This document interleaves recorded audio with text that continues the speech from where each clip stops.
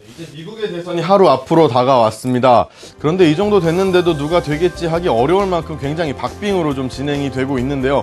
이것 때문에 투자자들이 불확실성 때문에 매매에 나서지 않으면서 좀 관망세가 유지되고 있습니다.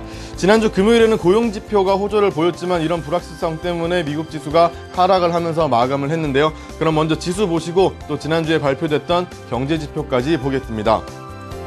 다우지수가 1.05% 하락한 13,093.16포인트에 마감했습니다.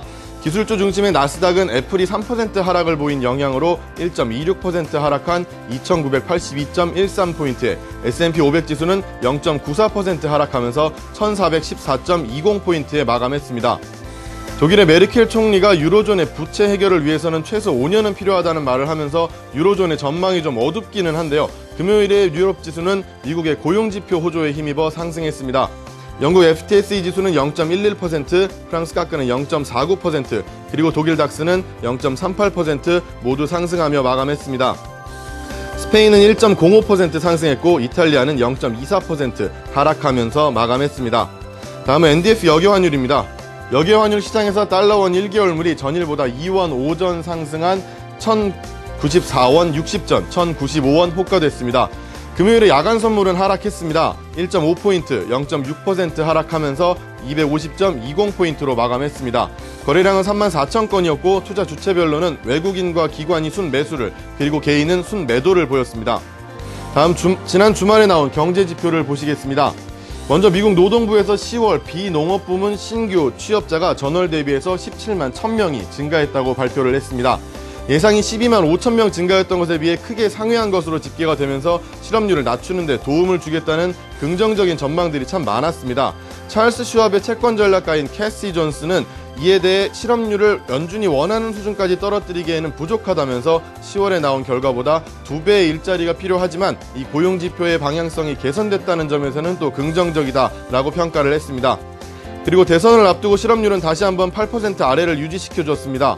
10월에 실업률이 7.9%로 발표가 되면서 8% 아래지만 9월보다는 0.1% 올랐기 때문에 어찌 보면 굉장히 애매한 숫자가 나온 것으로 볼 수가 있었습니다.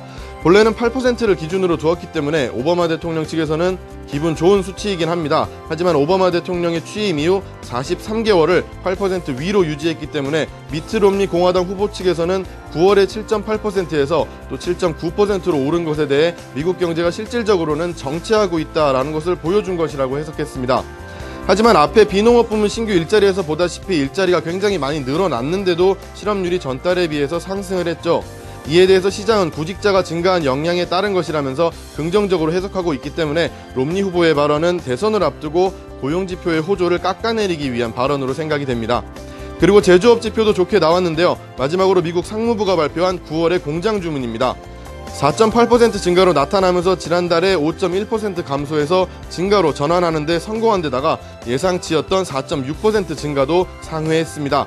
최근에 주택지표, 고용지표 모두 좋은 결과를 나타내고 있었죠. 그에 반해서 제조업 경기는 여전히 좀 불안불안한 모습이었는데요. 이번 공장 주문이 2011년 3월 이후 최대 증가폭을 나타내면서 주택, 고용, 제조업, 미국 경제의 3박자가 이제는 좀 맞아가는 느낌입니다. 네, 미국이 목요일에 130포인트가 올랐다가 금요일에는 또 130포인트가 넘게 하락을 했습니다. 하지만 퍼센트로 보시면 한 1% 정도에 불과하기 때문에 이 정도의 움직임은 예측이 좀 가능한 것이었고요. 이제 미국의 대선의 결과는 누가 되든 그 결과에 따라서 어찌됐든 증시에는 긍정적인 영향을 줄 것이기 때문에 일단 그 결과를 지켜보시면 될 것 같습니다.